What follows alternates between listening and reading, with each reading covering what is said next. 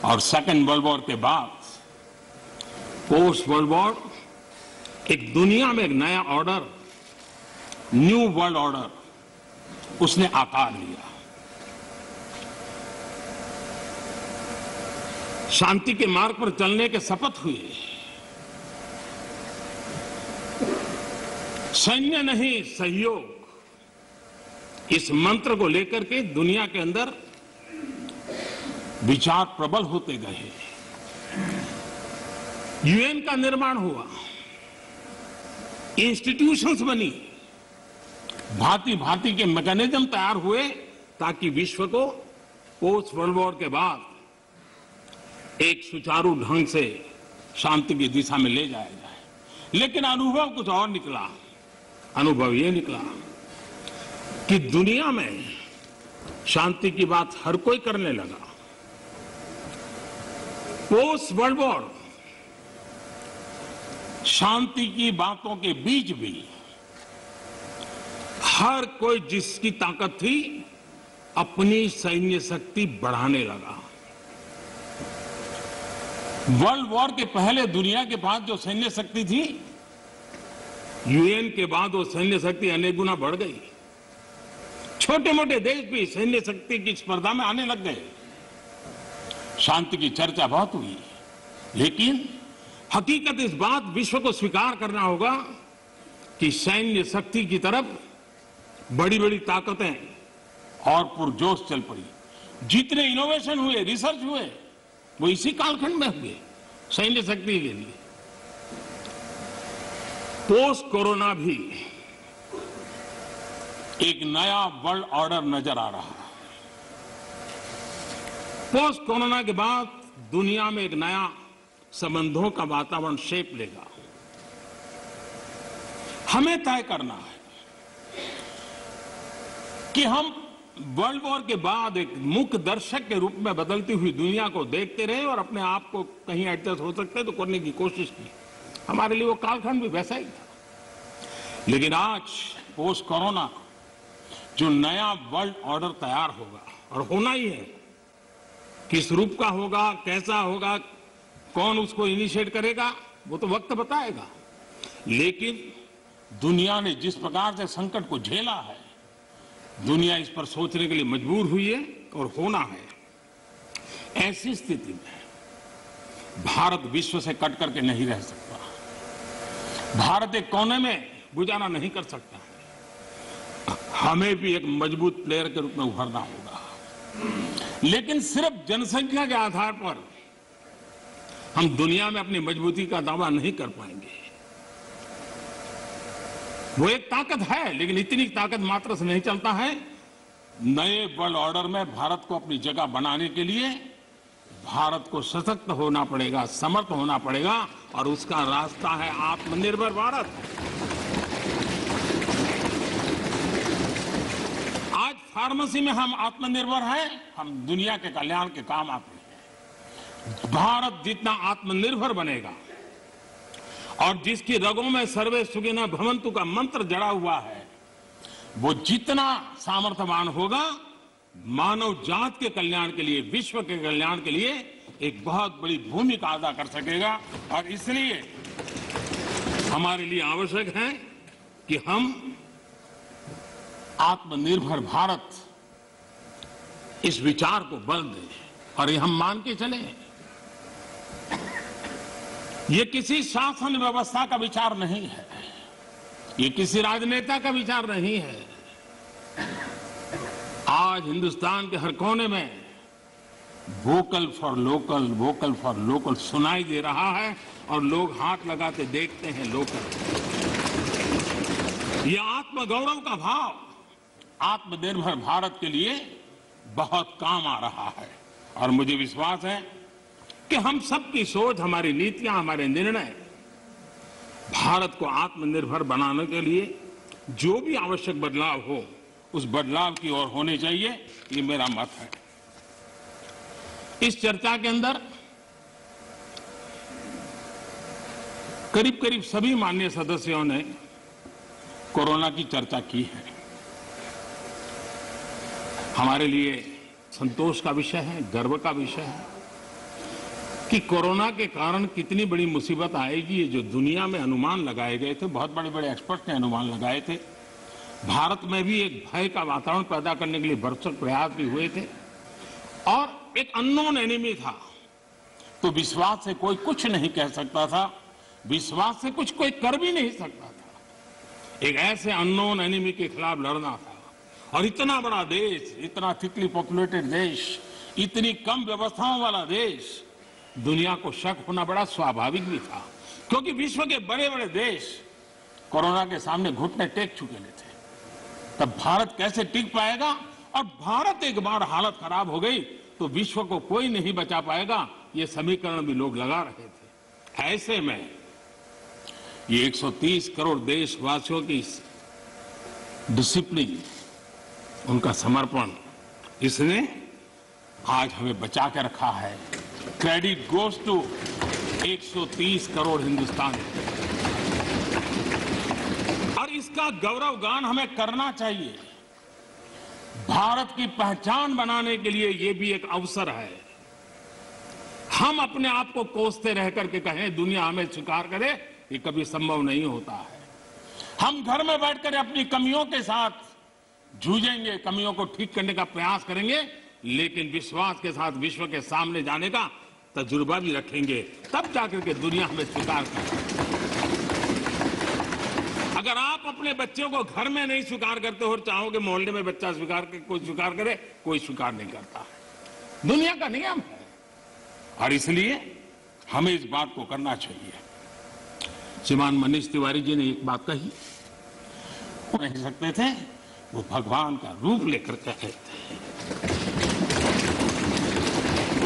हम कोरोना से जीत पाए क्योंकि ये हमारे सफाई कर्मचारी, मौत और जिंदगी का खेल उनके लिए भी था, लेकिन जिस मरीज के पास कोई नहीं जा सकता था, मेरा सफाई कामगार वहां जाकर के उसको साफ सुथरा रखने का प्रयास करता था।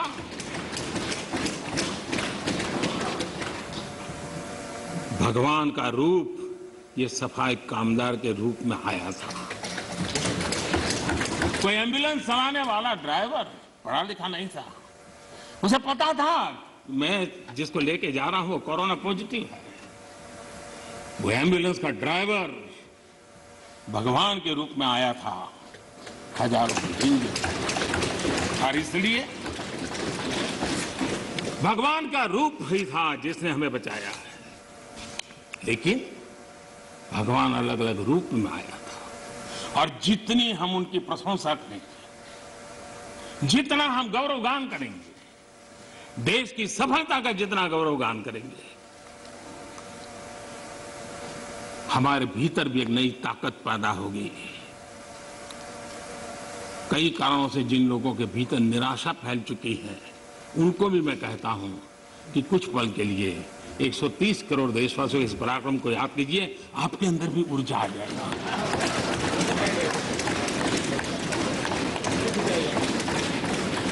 माननीय अध्यक्ष जी,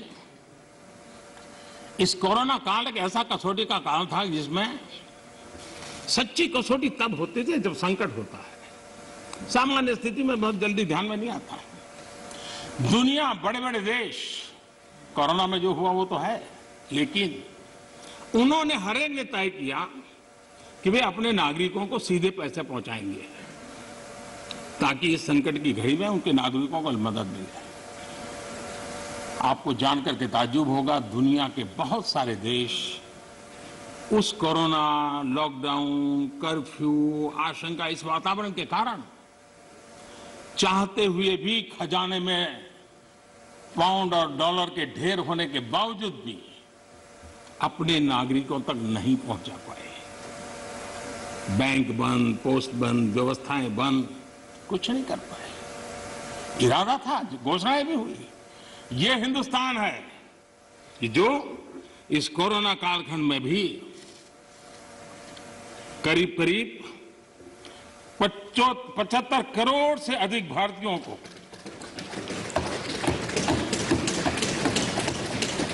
राशन पहुंचा सकता है, 8 महीने तक राशन पहुंचा सकता है, यही भारत है जिसने जनधन, आधार और मोबाइल के द्वारा 2 लाख करोड़ रुपया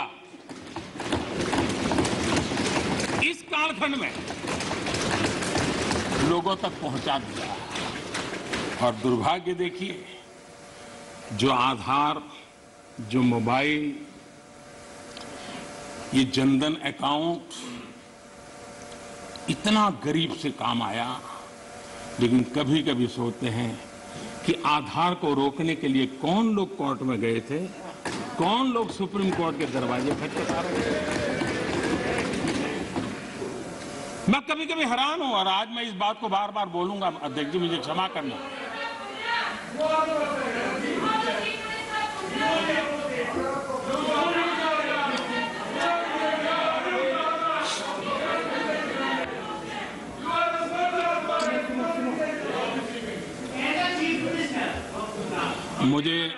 मुझे 1 मिनट का विराम देने के लिए मैं आपका बहुत आभारी हूं।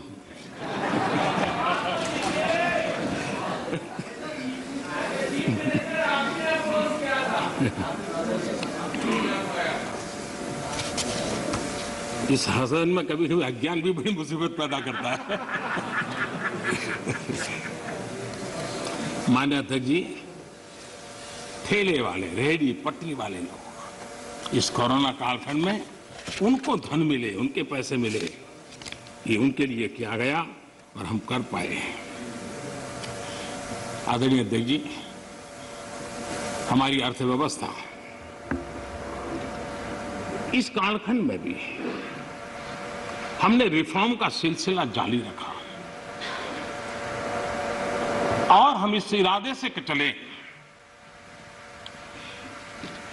कि भारत जैसे अर्थव्यवस्था को उबारने के लिए, बाहर लाने के लिए हमने कुछ महत्वपूर्ण कदम उठाने पड़ेंगे। और आपने देखा होगा, डे 1 से अनेक विधि से रिफॉर्म के कदम हमने उठाए और इसका परिणाम है आज ट्रैक्टर हो, गाड़ियां हो, उसका रिकॉर्ड सेल हो रहा है। आज जीएसटी का कलेक्शन एवर हाईएस्ट हुआ है। ये सारे आंकड़े हमारी अर्थव्यवस्था में जोश भर रही है। ये दिखाई दे रहा है कि नए जोश के साथ भारत की अर्थव्यवस्था उभर रही है। ये हम दिखता है और दुनिया के जो लोग हैं उन्होंने ये अनुमान भी लगाया है कि करीब करीब 2 डिजिट वाला ग्रोथ अवश्य होगा। 2 डिजिटल ग्रोथ की संभावनाएं सभी पंडितों ने कही है और मुझे विश्वास है कि इसके कारण इस संकट के काल से भी, मुसीबतों के बीच से भी देशवासियों की अपेक्षा के अनुसार देश प्रगति करेगा। आदरणीय अध्यक्ष महोदय, इस कोरोना काल में 3 कृषि कानून भी लाए गए। ये कृषि सुधार का सिलसिला बहुत ही आवश्यक है, महत्वपूर्ण है और बरसों से जो हमारा कृषि क्षेत्र चुनौतियां महसूस कर रहा है, उसको बाहर लाने के लिए हमने निरंतर प्रयास करना ही होगा और उस करने की दिशा में हमने एक ईमानदारी से प्रयास किया है। जो भावी चुनौतियां, जिसको कई विद्वानों ने कहा हुआ है, कोई मेरे शब्द नहीं है, कृषि क्षेत्र की इन भावी चुनौतियों को हमने अभी से डील करना पड़ेगा और उसको करने की दिशा हमने प्रयास किया है।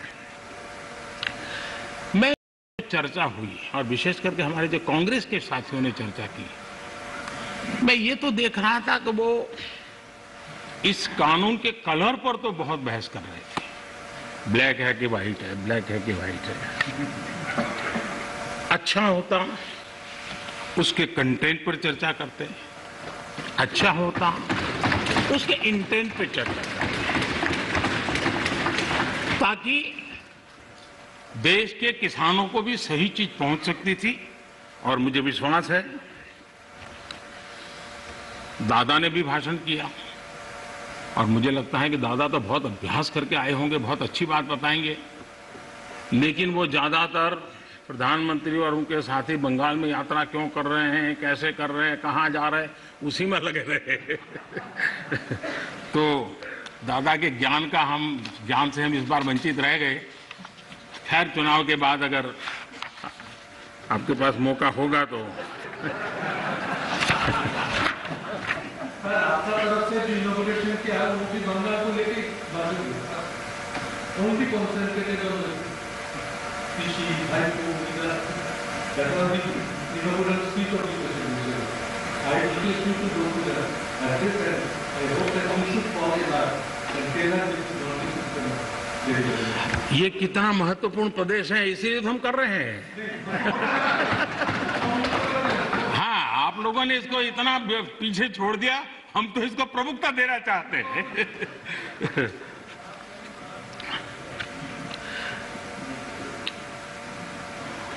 हम एक बात समझें,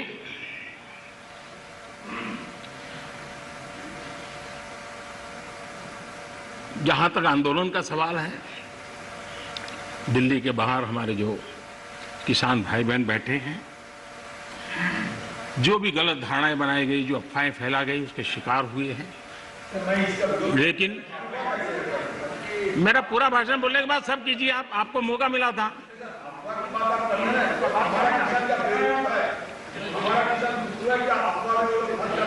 आप तो ऐसे शब्द उनके लिए बोल सकते हैं, हम नहीं बोल सकते, हम नहीं बोल सकते हैं। श्रीमान किसान हमारे कैलाश चौधरी जी ने और हमारे समय बोलते ही रहेंगे क्या? माननीय, आपको पर्याप्त समय पर्याप्त अवसर दिया था, आपने पूरी बात कही, उस समय किसी ने टोका टोकी नहीं की। प्लीज आप मत। माननीय प्रधानमंत्री, माननीय अधीर रंजन जी, प्लीज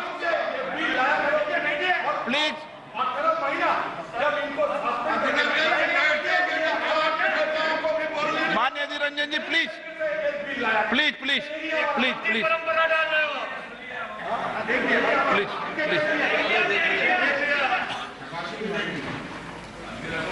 देखिए, मैं कितनी सेवा करता हूं आपकी।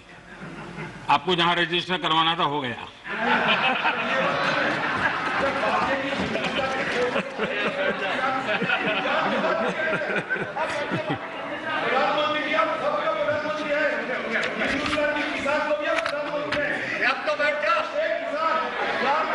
माननीय अध्यक्ष जी,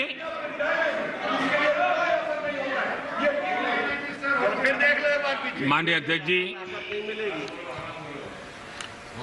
आंदोलन कर रहे सभी किसान साथियों की भावनाओं का ये सदन भी और ये सरकार भी आदर करती हैं, आदर करती रहेगा। और इसीलिए सरकार के वरिष्ठ मंत्री, जब ये आंदोलन पंजाब में था तब भी और बाद में भी, लगातार उनसे वार्ता कर रहे हैं, किसानों के प्रति सम्मान भाव के साथ कर रहे हैं, आदर भाव के साथ कर रहे हैं। और इसलिए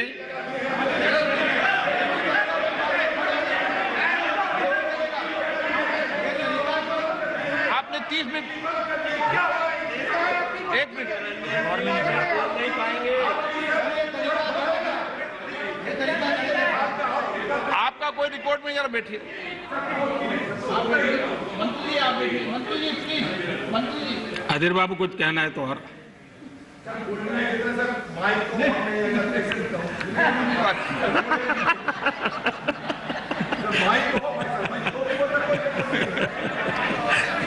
हम इंतजार करते हैं, अभी भी हम इंतजार करते हैं कि वो अगर कोई चीज स्पेसिफिक बताते हैं और अगर वो कन्विंसिंग है तो हमें कोई संकोच नहीं है। और इसीलिए हम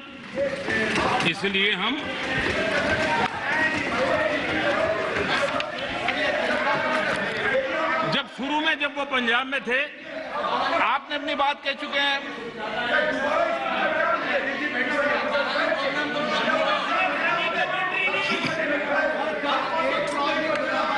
एक मिनट बोल दिया ना, नहीं ऐसा ठीक नहीं है। आपको पर्याप्त समय पर्याप्त अवसर मैंने दिया था, किसी ने टोका टोकी नहीं की थी। नहीं माननीय सुरेश जी प्लीज बैठिए, प्लीज। नो, ये तरीका नहीं है, नहीं। No.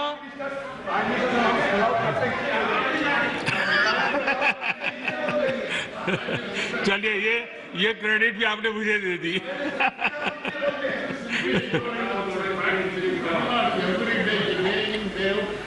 Mister Balu, please please.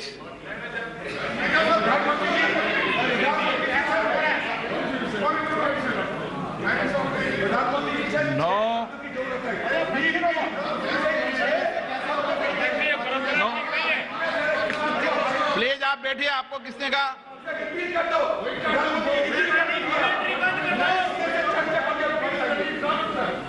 TR Balu ji, please please please please, आपको मैं पर्याप्त समय पर्याप्त अवसर देता हूं। Please please sit down. माननीय प्रधानमंत्री जी, आपका कोई नोट नहीं हो रहा। माननीय प्रधानमंत्री,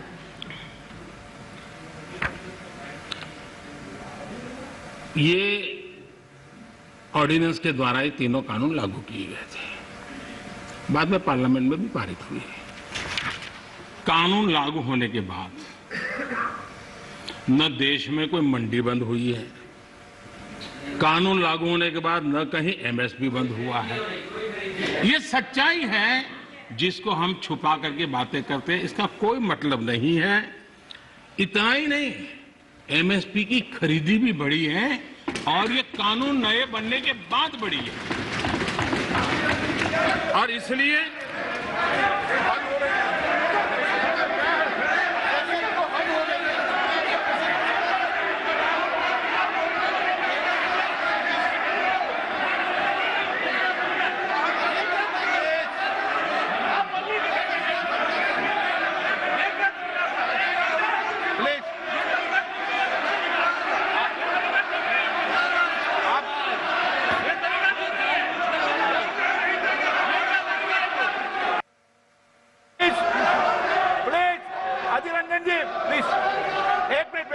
बैठिए बैठिए बैठिए, आसन पे बैठिए।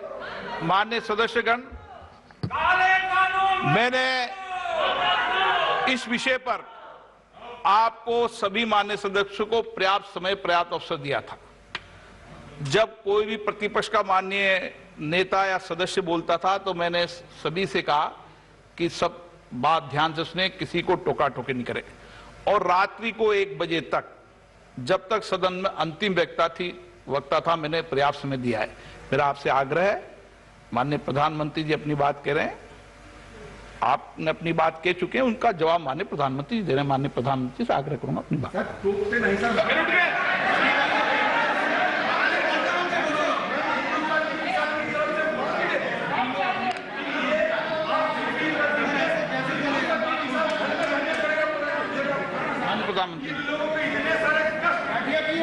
माननीय अध्यक्ष जी,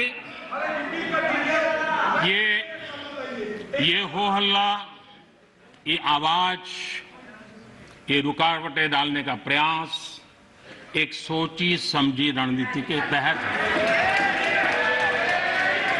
और सोची समझी रणनीति ये है कि जो झूठ फैलाया है, जो अफवाहें फैलाई हैं, उसका पर्दाफाश हो जाएगा, सत्य वहां पहुंच जाएगा तो उनका टिकना भारी हो जाएगा। और इसलिए हो हल्ला करते रहो, जैसा बाहर करते हैं वैसा अंदर भी करते रहो, यही खेल चलता रहा है। लेकिन इससे कभी भी आप लोगों का विश्वास नहीं जीत पाओगे, मान के चलो। माननीय अध्यक्ष जी, ऑर्डिनेंस के बाद और पार्लियामेंट में कानून बनने के बाद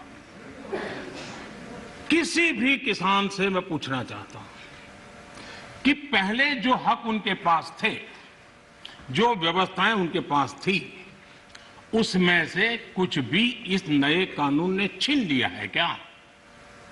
इसकी चर्चा, उसका जवाब कोई देता नहीं है। सब कुछ वैसा का वैसा वो है पुराना। क्या हुआ है?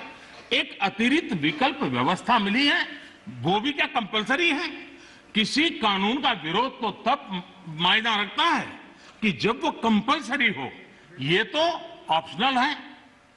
आपको मर्जी पड़े यहां जाना है जाइए, आपको मर्जी पड़े वहां नहीं जाना है वहां जाइए, जहां ज्यादा फायदा हो वहां किसान चला जाए, ये व्यवस्था की गई है। और इसलिए प्लीज अधीर रंजन जी, अब ज्यादा हो रहा है। अधीर रंजन जी प्लीज, अब ज्यादा हो रहा है, अब ज्यादा हो रहा है। मैं आपका रिस्पेक्ट करने वाला इंसान हूं और मैंने पहले कह दिया, आपने जितना किया, जहां रजिस्टर होना हो गया। और बंगाल में भी टीएमसी से ज्यादा पब्लिसिटी आपको मिल जाएगी। बाबा क्यों इतना है? हाँ दादा, देखो मैं बता दिया, चिंता मत करो, मैंने बता दिया।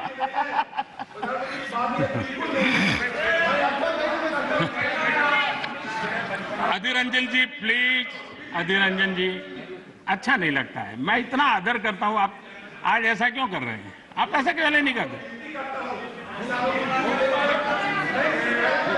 अरे भाई, हद से ज्यादा क्यों कर रहे हैं आप? Please Adhir Ranjan ji, please. माननीय सदस्य दादा प्लीज। ये नए कानून अध्यक्ष जी किसी भी के लिए बंधन करता नहीं है। ऐसे कानून है, उनके लिए ऑप्शन है, और जहां ऑप्शन है वहां विरोध के लिए कोई कारण ही नहीं बनता है। हाँ, ऐसा कोई कानून जो ऐसे थोप दिया हो, उसके लिए विरोध का कारण बनता है। और इसलिए मैं कहता हूं लोगों को, और मैं देख रहा हूं आंदोलन का एक नया तरीका है। क्या तरीका है? आंदोलनकारी जो होते हैं वो ऐसे तरीके नहीं अपनाते। आंदोलनजीवी होते हैं वो ऐसे तरीके अपनाते हैं, और वो कहते हैं ऐसा हुआ तो ऐसा होगा, ऐसा होगा तो ऐसा होगा, ऐसा होगा तो ऐसा होगा। अरे भाई, जो कुछ हुआ ही नहीं, जो होना नहीं है, उसका भय पैदा कर करके, और पिछले कई सालों से लगातार सुप्रीम कोर्ट का एक जजमेंट आ जाए, कोई निर्णय नहीं हुआ है, और एकदम से तूफान खड़ा कर दिया जाए, आग लगा दी जाए देश में।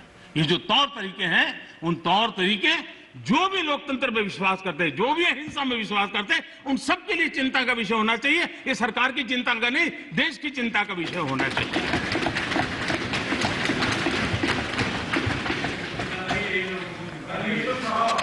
इस प्लीज बाद में समय मिलेगा आपको। नो माननीय अध्यक्ष जी प्लीज, ये तरीका ठीक। माननीय अध्यक्ष जी, आप समझ, पुरानी मंडियों पर भी कोई पाबंदी नहीं है। इतना ही नहीं, इस बजट में इन मंडियों को आधुनिक बनाने के लिए, उनके इंफ्रास्ट्रक्चर को सुधारने के लिए और बजट की व्यवस्था की गई है। और उस बजट के माध्यम से माननीय अध्यक्ष जी, ये जो हमारे निर्णय है वो सर्वजन हिताय, सर्वजन सुखाय की भावना के साथ लिए गए।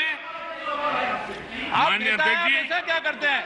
आप सीनियर व्यक्ति हैं, प्लीज बैठिए। माननीय अध्यक्ष जी, इस सदन के साथी भली भांति इस बात को समझते हैं, लेकिन कांग्रेस और कुछ दलों ने बड़े जोर शोर से बातें अपनी कही, लेकिन जिन बातों को लेकर के उनको कहना चाहिए कि भाई ये नहीं, ये अपेक्षा ये होती है कि उन्होंने इतना स्टडी करके आना है।